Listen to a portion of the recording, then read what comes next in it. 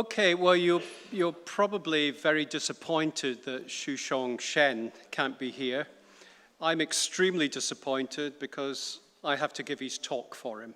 And so I'm not a huge expert on these successions. They're absolutely wonderful.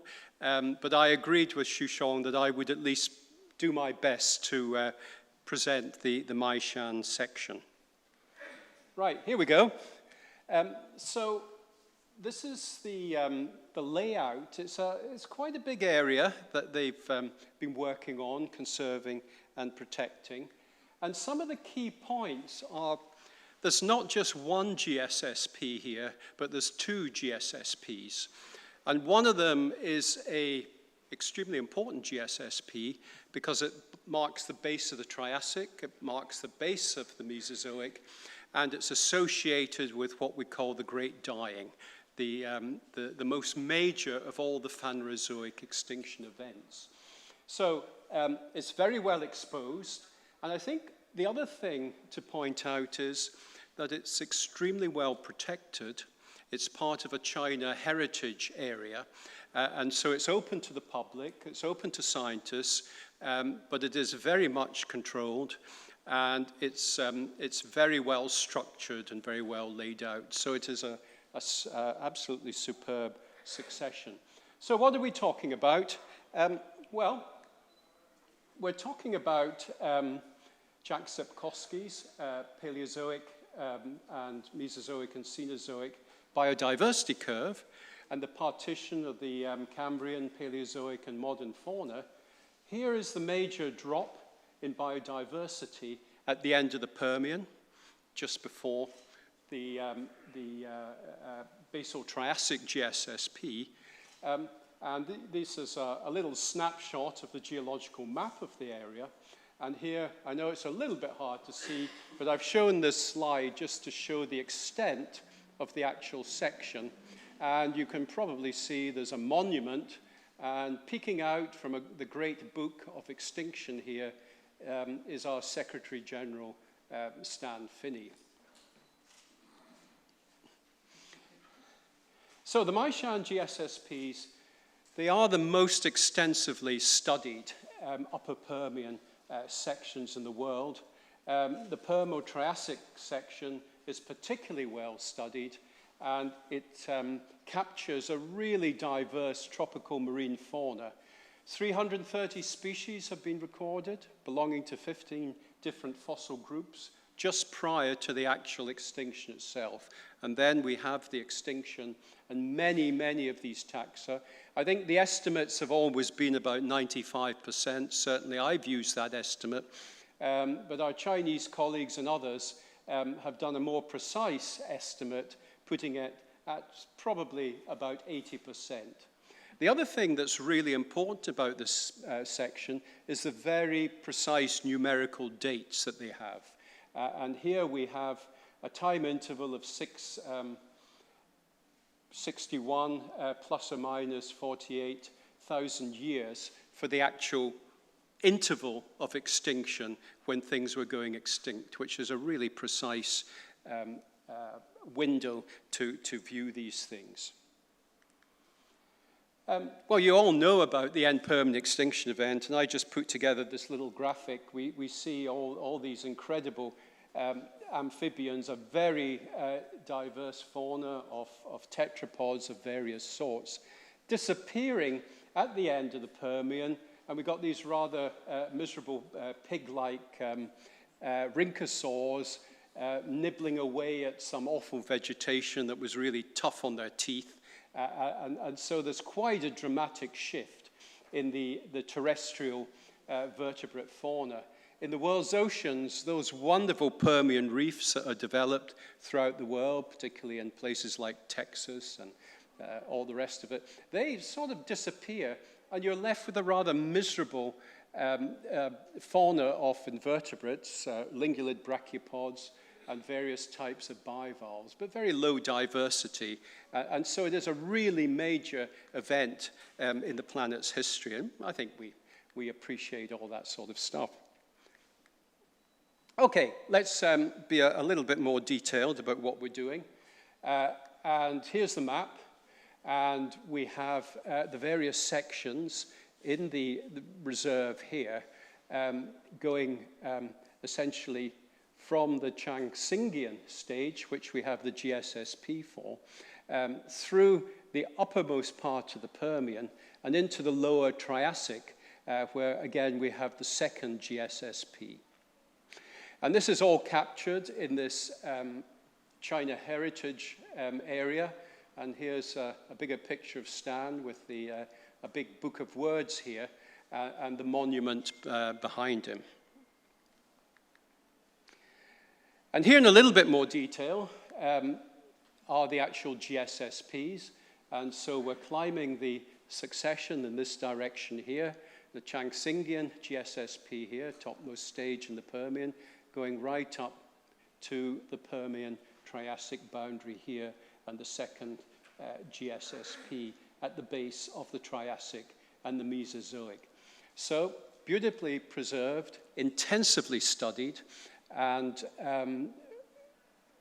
exposed essentially for people to visit at their leisure to look at these things. And I would say that a lot of these GSSPs in China are very carefully curated, very carefully preserved and protected. And it's a great tribute to our Chinese colleagues in the way that they deal with GSSPs. And if we home in now in a lot more detail to look at the actual boundary in microscopic detail, here we've got Permian rocks, and here we've got Triassic rocks. Here within bed 17, we have the Permian-Triassic boundary. We have the extinction interval here, along here. And here we've got the various precise dates for the actual boundary itself. And here's the 61,000 year interval when the extinction was occurring. And this is all well exposed and excavated and well studied. The faunas have been, whoops, sorry about that. The faunas have been studied in some detail, particularly the conodonts, which are used as markers to correlate the GSSPs. Obviously, the paleomagicians have been in here developing a paleomagnetic stratigraphy for the succession. Rather nice marker for the actual boundary here. Very clearly exposed, and a very good narrative built around these successions. These are the results from many years' research, and each vertical line is a different taxon, and so we're looking through the Changxingian stage, the uppermost Permian, into the early Triassic. We're looking at the disappearance of a whole host of different, mainly invertebrate taxa, then with the great dying here at the actual boundary. And then a recovery, which took a little bit of time within the Triassic, with things like sponges becoming very common first, but reefs and other things taking a while to recover. This is a little bit more detail, and this is a lot of the geochemistry that Xu Zhong and his colleagues have actually done on the succession. I'm not going to go into this in any great detail because I don't really know very much about it, I'm afraid.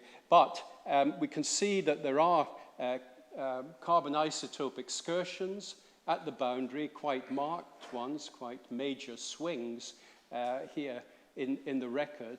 And we can track this through the various beds that have been described and quantified in some detail.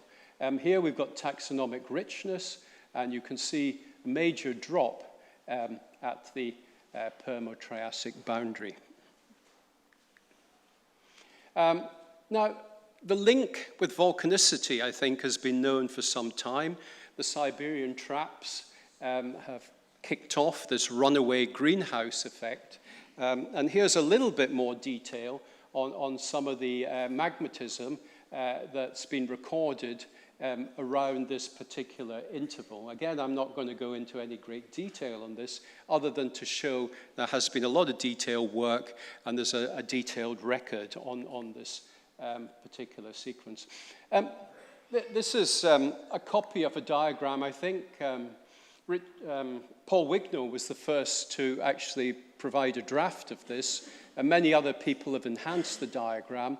But basically, it shows how the Siberian trap volcanics kicked off the actual greenhouse gases, and there were all sorts of enhancements around the way where we get global warming or global heating probably, and this affected the oceans with acidification, with anoxia, with those sorts of things, and it was quite devastating on land. And the point I'd make is, this isn't a talk about the Permian extinction, but the record here in Meishan is so clear and so well developed that we can test these sorts of models based on the data that has been collected. A little bit about the tradition.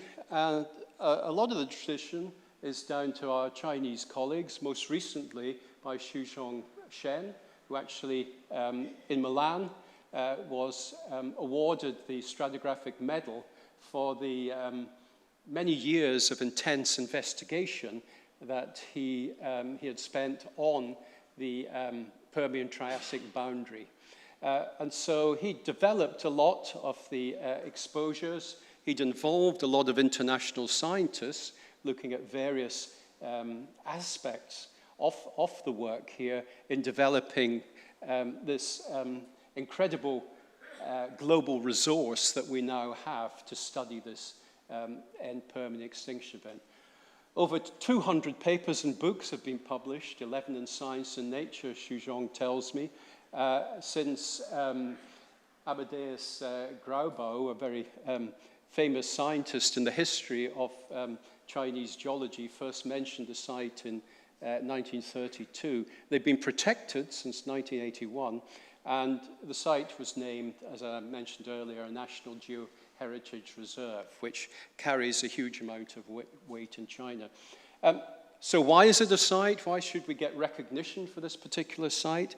Well, very briefly, excellent quarry exposures right through the Permo-Triassic boundary and the Changsinian stage, China Heritage Reserve, 2 GSSPs, the base of the Changsinian and the base of the Anduin, the base of the Triassic and Mesozoic stages. Okay, that's pretty good for a start, 3 minutes. Secondly, though, this captures the essence of the end Permian extinction event and is one of the key resources where many, many people have studied the actual data that we can use to frame and test hypotheses for these extinctions. So it is probably the best global record of the end Permian mass extinction. And with that, our thanks. I'm sure Shuzhong wishes to send his best wishes to you all. The large numbers of geologists and paleontologists within and outside China that have collaborated over many years to study these magnificent exposures.